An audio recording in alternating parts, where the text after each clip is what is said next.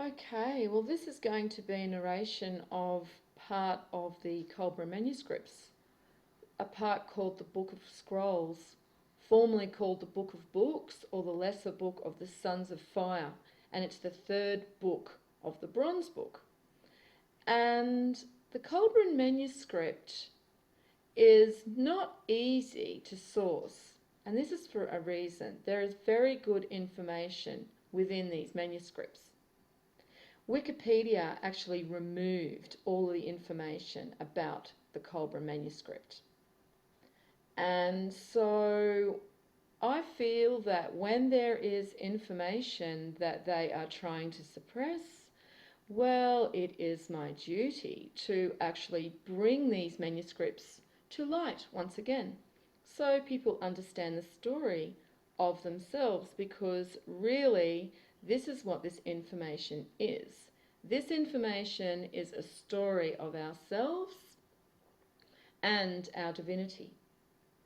And so this knowledge illuminates us from within through us gaining an understanding for ourselves. However, if you do not have the understanding of the symbolism to begin with, then most of these words will only ever be penetrated at a surface level.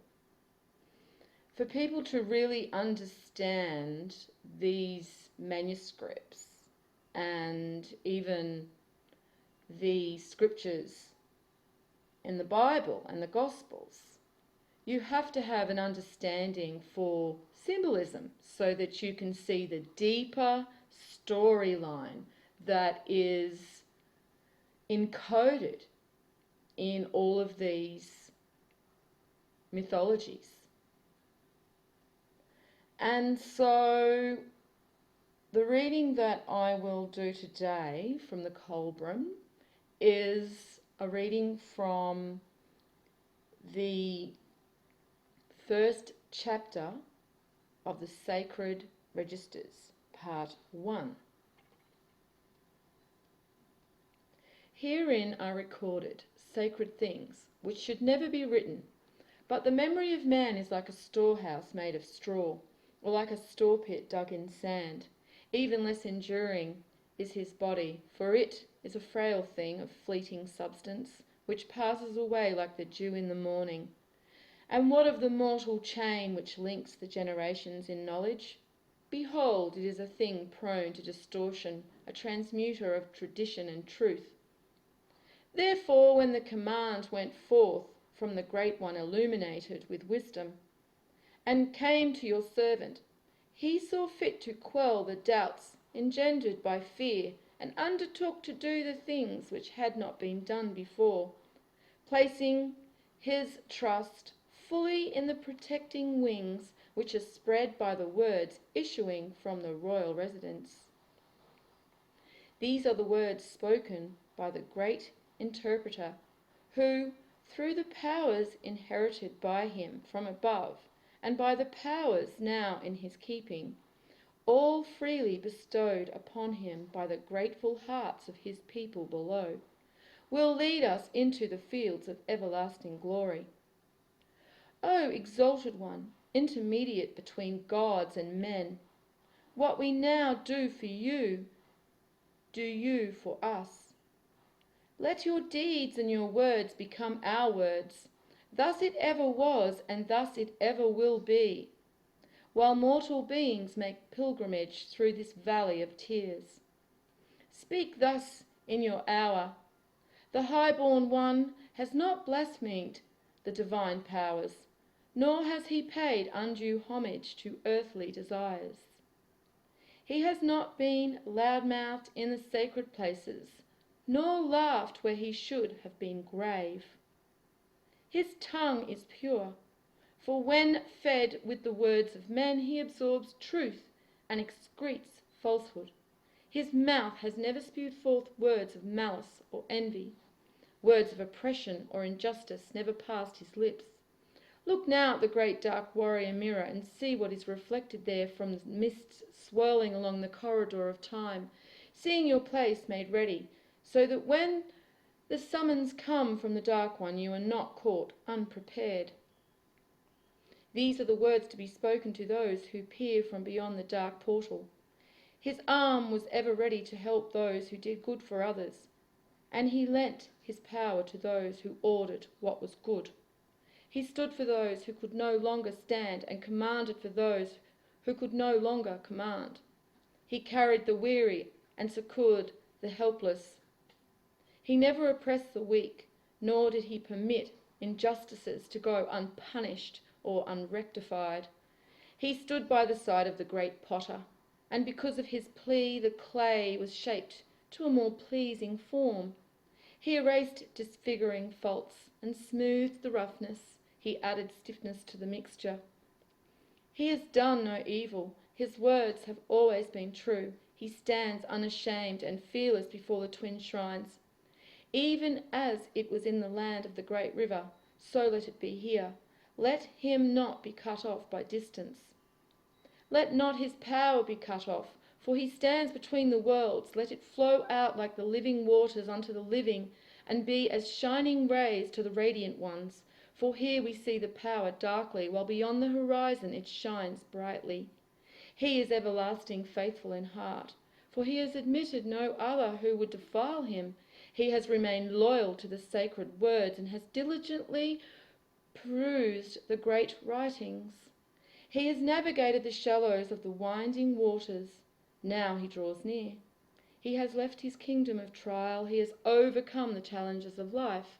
He has done all things written on the tablets of truth, and he has sojourned to the chamber of profound silence.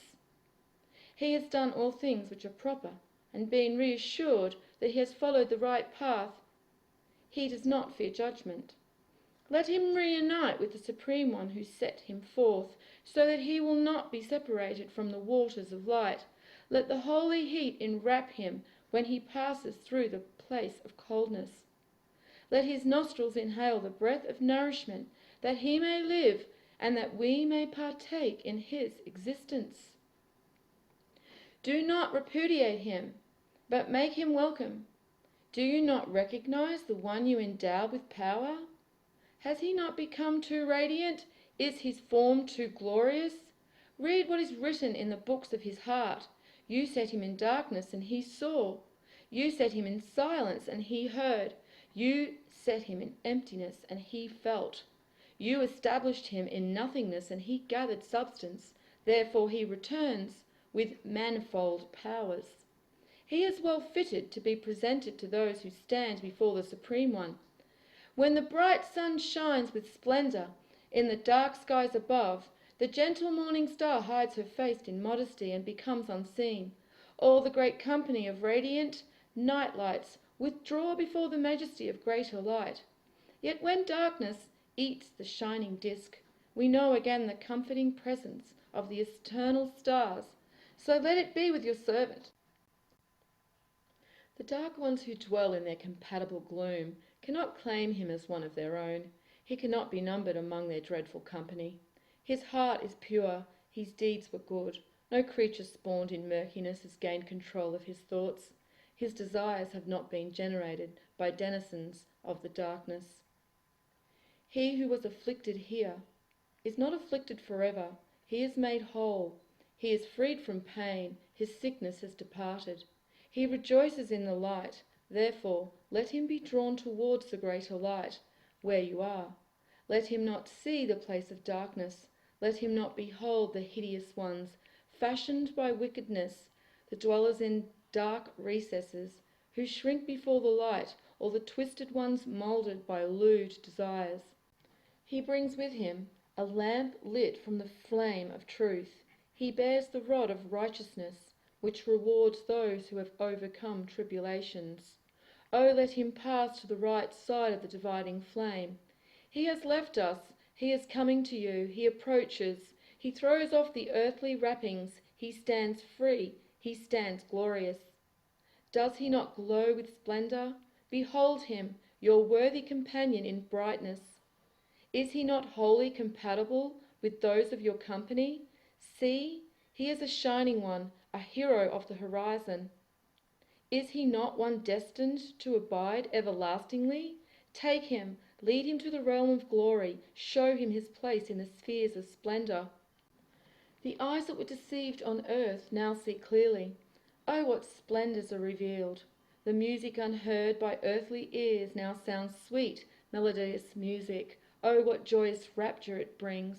The nostrils inhale perfumes too delicate for the earthly nose. Oh, how the heart sings! All drabness, all dullness, and all sordidness which are of the earth are left behind. Turn him from the place where these can regather about him. The unmoving empty body remains here before our eyes. It is nothing. It sees not, it hears not, it speaks not, it smells not. Its breath is stilled. It begins to fall apart. There is no life, and the overseer has departed. Nothing remains here with us but this unresponsive thing. The greatness, the feeling, the sensitivity have departed from the body and are now beyond our ken. These are with the real surviving being. Oh, receive him into the life of splendour. We who are here stand blinded behind the veil of flesh. We cannot see beyond ourselves. We hope, we believe, and we trust. Thus it has ever been with men, for they pass their lives behind a wall of limitations. There is a great barrier shutting them in. They are imprisoned within a mortal body. Oh, grant us fulfilment. Grant us that which is the ultimate desire and aspiration of men. We speak for this man. He is one who come with us from afar. He is one who has travelled a very long, weary road. No taint of meanness stained the purity of his spirit. No corruption of deceit discoloured the garments of his soul self. He has gone over shining in radiant splendour, so even the doomed in their darkness can hope when they sight his distant glow. May it shed some small warmth into their grim coldness. O great welcomer who greets the newcomers, help our departed one. He served well in this place of trial and tribulation. Let him not go unrewarded. He is the son of hope, like us, like those who went before. He hoped as men have always hoped, for this is not a place of certainties. If it were, our heritage of glory would be badly earned. He lives because it is ordained that he live. He lives for all men live everlastingly. They die not, they perish not, they endure through ages. His Kohar awaits him, and needs hide no awful aspect in shame. Let his face shine in greeting. Welcome home the wanderer. This tombed structure is not a place of finality. The grave is not the goal of earthly life any more than the soil is the goal of the seed. Does seed die within the ground? Is it planted, intending that it be mingled with the soil and lost? O great welcomer, let your face shine with gladness when you greet the homecoming wanderer. Lead him to the Kohar, which is his inheritance, that he may enter into it and enjoy its embrace. Let him find completion and fulfillment by absorption into his Kohar. Our departed one was the whole part which came forth from the whole, and he returns to the whole. Nothing is lost, nothing is gone. He lives over there, lives more fully than he ever lived. He lives in splendour, he lives in beauty, he lives in knowledge and in the waters of life. He is everlasting. O departed one, risen to glory, you are now a released spirit, united with your spirit whole. The companionable Kohar, the everlasting one, arise alive in the land beyond the horizon, the journey to the land of dawning. The stars accompanying you will sing for joy, while the heavenly signs voice hymns of praise and gladness. You are not far removed from us. It is as if we were in one room divided by a curtain. Therefore we are not sorrowful. If we weep, it is because we cannot share your joys, and because we no longer know your touch. O everlasting Koha, take this man of goodness into your eternal embrace. Let your life become his life, and your breath his breath. He is your own. He is the drop returning to the filled pitcher, the leaf returning to the tree. You are the repository of his incarnations. As you grew there, so he grew here. You are everlastingly whole, as he lives in you. If he is not even as you in face, let him enter, hide his faults, for they are not many. For this you were fashioned, for this you came into being. You are the overbody awaiting the returning spirit. The spirit now comes. You are that which will clothe the newly arrived spirit in heavenly flesh. You are that in which our departed one will express himself. O Koha, hear us. He is your vitalizing essence. Before you were incomplete, now you are whole. Draw your own, your compatible one, to you, and observe the many likenesses. We send fragrances, that they may spread around you. Now take the eye which will perfect your face. It is the perfecting eye, the eye which sees things as they are. See the fluctuating wrath. Is it not beautiful? Does it not come with an aura of fragrance, sweetness, filling the air? It has been purged of all its impurities. All about it is fragrant. Therefore grant it your substance, that it may become solid and firm. O Koha, long have you awaited the day of fulfillment, the day of your destiny. That day is here, it is now. Therefore, take the spirit which is your own and enfold it with your wings. Each to his own, and to his own each goes. You and he are bound together with unseverable bonds. Each without the other is nothing. Now bear him up, for in that place you are greater than he, for you are the generator. While he rested in the womb, you were active.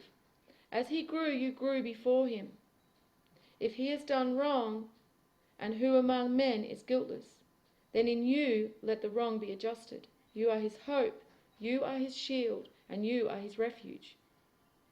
This we say to the brilliant one, the guardian of goodness. The departed one has not walked with ignorance. He has not been slothful in carrying the burden of his duty. He has not been swayed by passions of the body. He has not despoiled the house of another. He has not caused undue sorrow, nor has he maltreated a child for pleasure. He has succoured the poor and the weak. He has done all that is good. Therefore let none of those who lurk in darkness seize him. His radiant light is strong. Those who would seize him are repulsed by the light and slink away. He lives forever. He has lived worthily. He has been purified by the fires of earthly life. He has been refined in the furnace of tribulation. He has overcome all earthly temptations. He has lived the life which enhances goodness. He has prepared himself for the life in the light. Receive him, O brilliant one. O Koha, absorb into yourself the life force. It was meant for you. It is yours.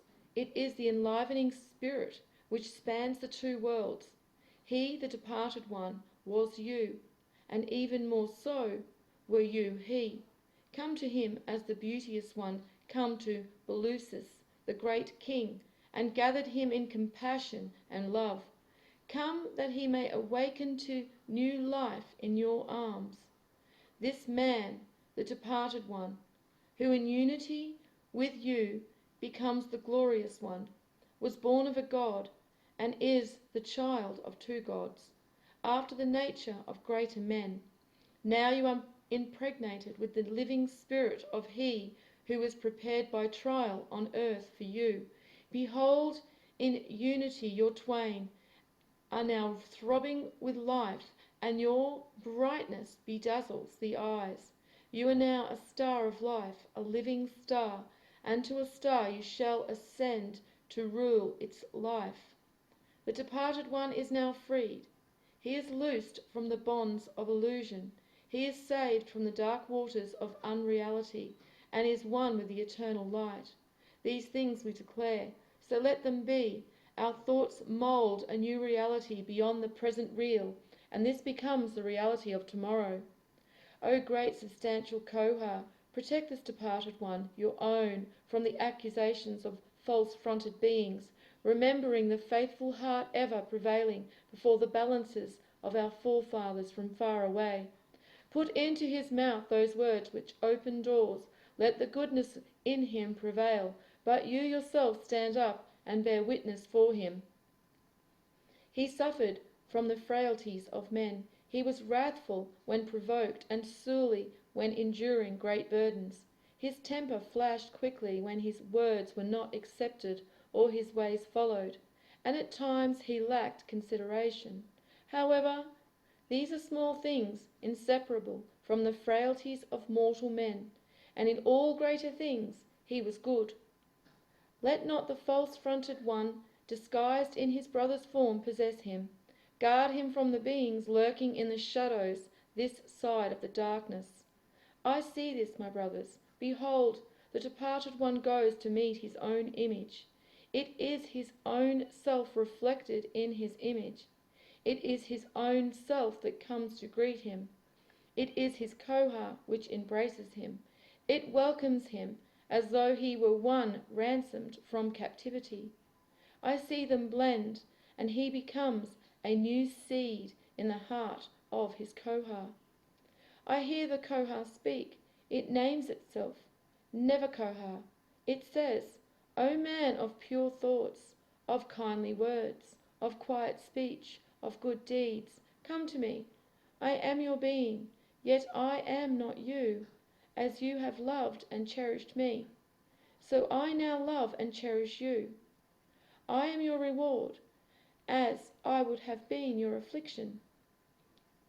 They are now united, and this is the place of the first threshold, from whence the completed beings depart.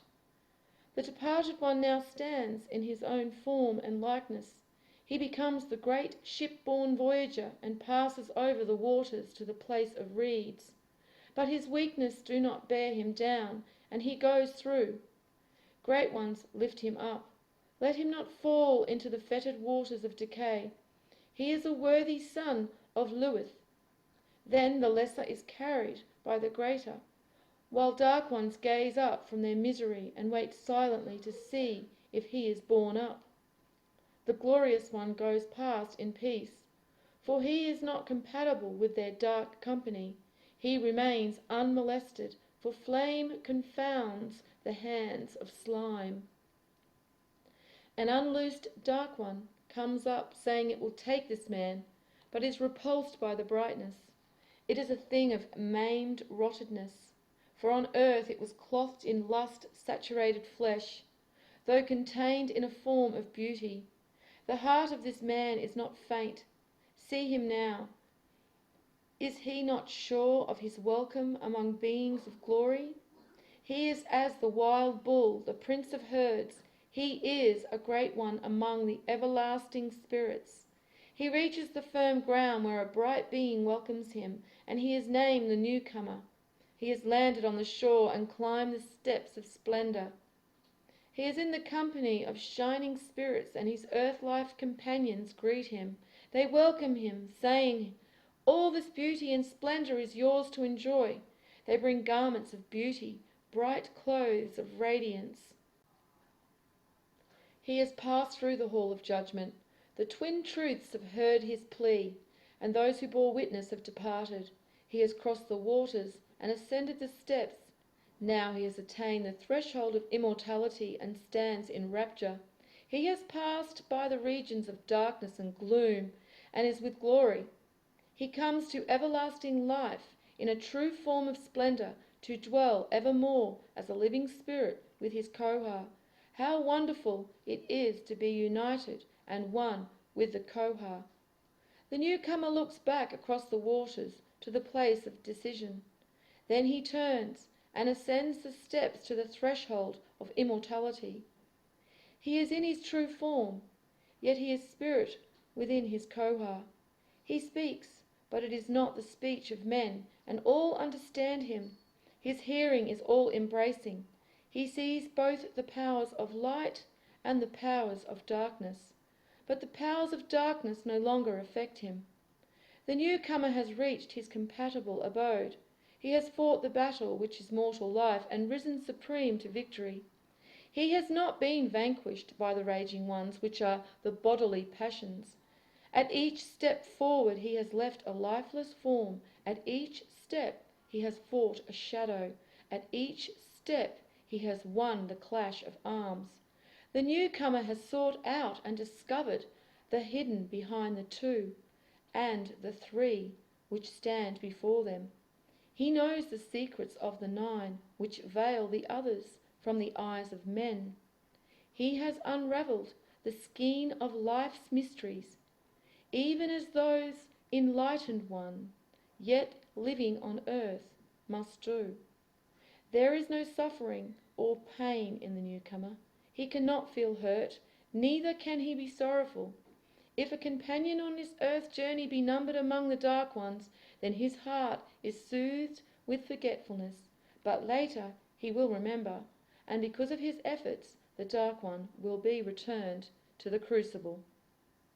Well, that is the end of the part 1 of the Sacred Registers, which is chapter 1 of the 3rd book of the Bronze Book.